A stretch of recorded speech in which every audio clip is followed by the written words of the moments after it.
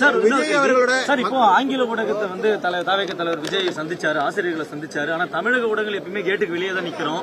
ஆனா ஒரு வாட்டி உள்ள கூட அழைச்சி செய்தியாளர் சந்திப்பு இல்ல. எப்ப சந்திக்க போறாரு செய்தியாளர்களை? அதாவது திரும்ப எல்லாரும் ஒரு கேட்டுட்டே இருக்கீங்க.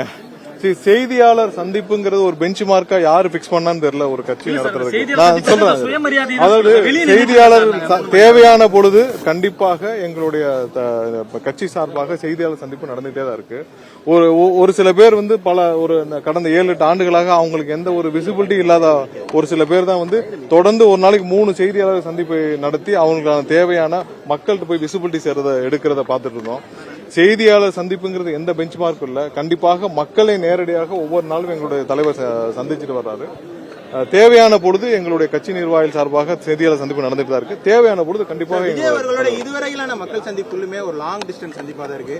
எப்போ வந்து மக்களை வந்து கை கொடுத்து சந்திக்க போறாரு? ஏன்னா எல்லா இடத்துக்குமே ஒரு புரோட்டோகால் படி நடக்கிற மாதிரியே ஒரு குறிப்பிட்ட தொலைவிலே மக்களை வச்சுதான் சந்திச்சுக்கிறாரு. பேச்சு மட்டும் தான் இருக்கு. இல்ல உங்க எல்லாருக்கும் தெரியும் மற்ற கட்சிகள் மாதிரி இல்ல எங்களுடைய தலைவருக்கு இங்க இருக்கிற லோக்கல் அட்மினிஸ்ட்ரேஷன், அதாவது காவல்துறை சார்பாக எந்த ஒத்துழைப்பும் கொடுக்கறது இல்ல, எந்த பாதுகாப்பும் கொடுக்கப்படுவதில்லை. முற்றிலுமாக இங்க தமிழக மக்கள் அனைவரும் எங்களுடைய தலைவரை பார்க்க விரும்புகிறார்கள், தலைவரிடம் வந்து சந்திக்க வேண்டும் என்று விரும்புகிறார்கள். அதற்கான சூழல் கண்டிப்பாக அமையும். இந்த தேர்தலுக்கு அப்புறம் கண்டிப்பாக அமையும். ஏன்னா இந்த லோக்கல் அட்மினிஸ்ட்ரேஷன் வந்து இன்னைக்கு இருக்கிற திமுகவின் கையில இருக்கு.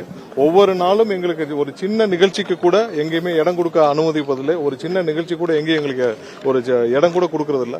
அதனால ஒட்டுமொத்த தமிழக அரசும் அதோட என்ஜினும் வந்து எங்களுக்கு எதிராக எங்களை எப்படி தடை போடணும் மட்டும்தான் இருக்கு. இதையும் தாண்டி எங்களுடைய சந்திப்பு ஒவ்வொன்றும் நடந்துட்டு தான் இருக்கும். பாதுகாப்பான முறையில், மக்களுக்கு பாதுகாப்பான முறையில் எங்களுடைய தலைவர் சந்திப்பு நடக்கும்.